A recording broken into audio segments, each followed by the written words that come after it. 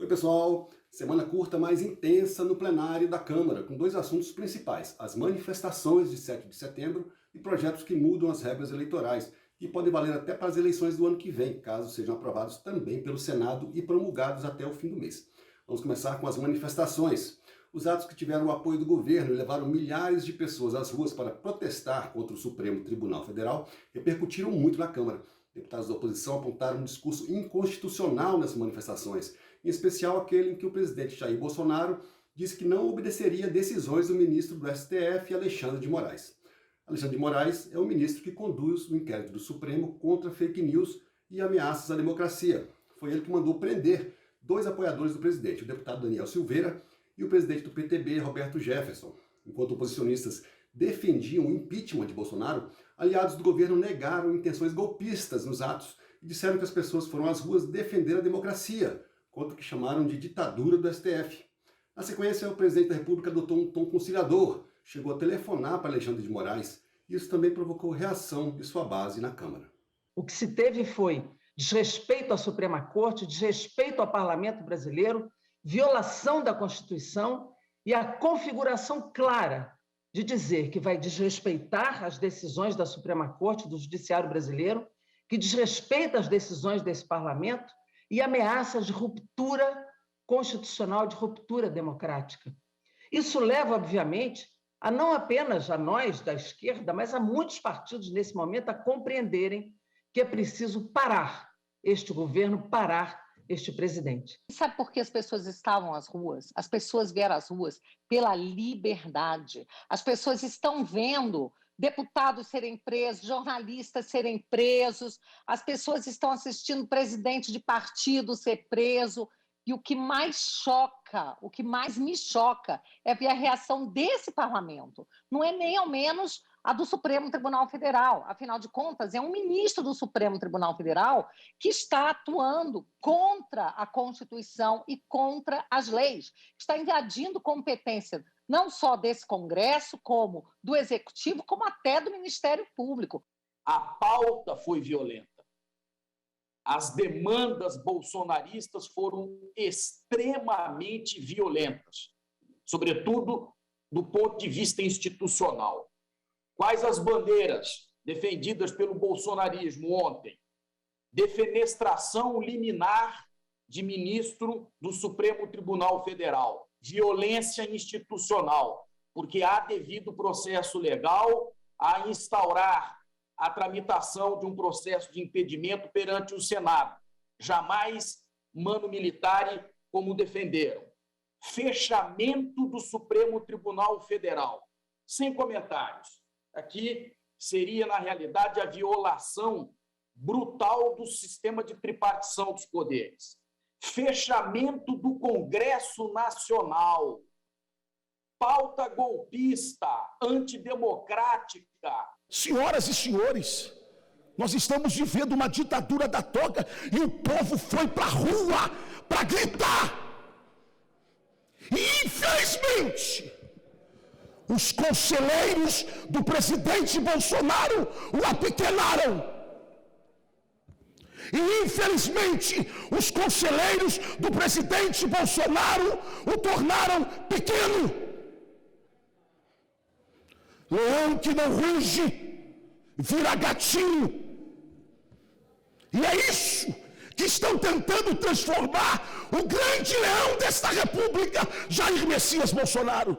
As manifestações ocuparam grande parte do tempo de discussões entre os deputados, mas o principal tema das votações foi a eleição, ou melhor, as regras das eleições. O plenário votou o texto principal do novo Código Eleitoral, um projeto complexo, com mais de 900 artigos, que ainda pode ser modificado até a votação final dos destaques. E aprovou um outro projeto que trata de um assunto que a maioria das pessoas desconhece, o uso de sobras de votos na eleição de deputados federais, estaduais e vereadores.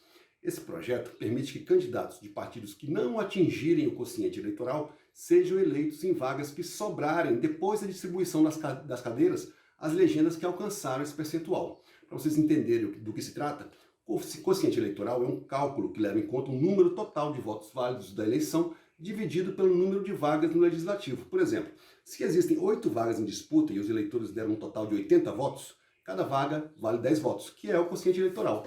Então, se o partido teve 40 votos, ele fica com 4 vagas, e assim por diante. Só que, no mundo real, esses números não são inteiros, mas frações, e geralmente sobram vagas a serem distribuídas. A proposta aprovada pelo plenário permite que partidos que atingirem 80% do quociente eleitoral possam ocupar essas vagas, desde que o candidato tenha obtido pelo menos 20% do mesmo quociente eleitoral.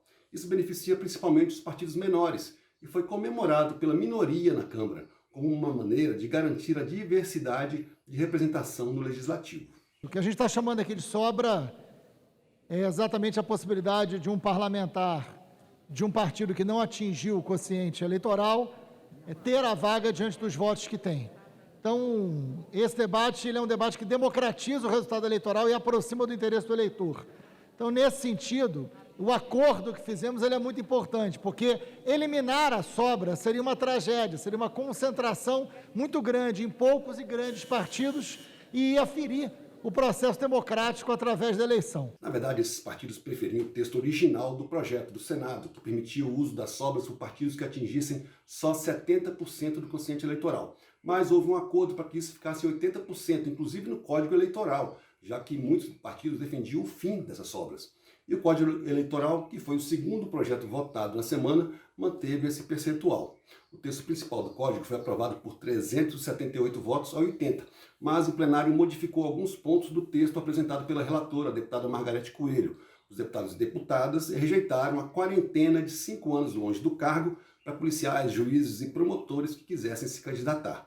Essa exigência foi suprimida do texto em votações apertadas de destaques apresentados pelo PSL, com apoio de deputados oriundos das Forças Armadas e das polícias. Tenho grande orgulho de apresentar esse destaque agora na condição de líder do PSL e tenho certeza que seremos seguidos por muitos e muitos partidos e por muitos e muitos deputados na intenção de retirar a previsão de quarentena, de cumprimento de quarentena por militares, sejam eles estaduais ou federais. Isso porque, na nossa visão, presidente, seria tirar direitos políticos dos militares, que são aqueles que no dia a dia vivem sob a égide da hierarquia e da disciplina, das durezas dos combates diários na segurança pública, ou realizando missões de paz no exterior, realizando missões humanitárias. Mas até quem defendia a quarentena para militares mudou de ideia depois que a quarentena para juízes e promotores foi derrubada por apenas 3 votos em uma votação anterior. A decisão do plenário foi não introduzir a regra da quarentena para aquelas carreiras. Me parece que seria incongruente, incoerente, se nós imputássemos essa quarentena apenas para os policiais, militares, civis, federais, rodoviários federais. O plenário alterou outros 3 pontos do projeto. Um deles permite que votos em candidatos indígenas também sejam contados em dobro para efeitos de distribuição do fundo partidário. O texto da relatora previa esse estímulo apenas para candidaturas de mulheres e negros. Outro destaque aprovado suprimiu do projeto a possibilidade de abertura de uma janela para trocas partidárias a cada 2 anos, todo mês de março dos anos eleitorais. E um terceiro acrescentou trecho da lei da ficha limpa que torna inelegível o agente público que renunciar ao cargo antes de ser processado criminalmente como maneira de tentar escapar da punição. O projeto do Código Eleitoral consolida a legislação em vigor, mas inova em vários pontos. Permite, por exemplo, as candidaturas coletivas para os cargos de deputado e vereador. O texto trata ainda de temas como prestação de contas, pesquisas eleitorais, gastos de campanha, poderes do TSE, acesso a recursos do fundo partidário e de campanha, entre outros. A maioria dos partidos defendeu a aprovação do Código, mas alguns deputados fizeram reparos à proposta. Esse texto, na nossa visão, vai na contramão de avanços das áreas de transparência, ao mudar o sistema, né, da Receita Federal, que segundo os partidos não é o ideal, mas que permite comparação de gastos e abre caminho para o uso indiscriminado do fundo partidário. Então, é com autorização do próprio partido. Então, se a gente está falando de dinheiro público, fundo partidário, dinheiro público. Então, isso daqui, como é dinheiro de pagador de impostos, a gente tem que olhar de uma outra forma. O plenário ainda vai analisar 13 destaques que podem provocar novas alterações no projeto. Semana que vem eu conto como é que ficou. Até lá.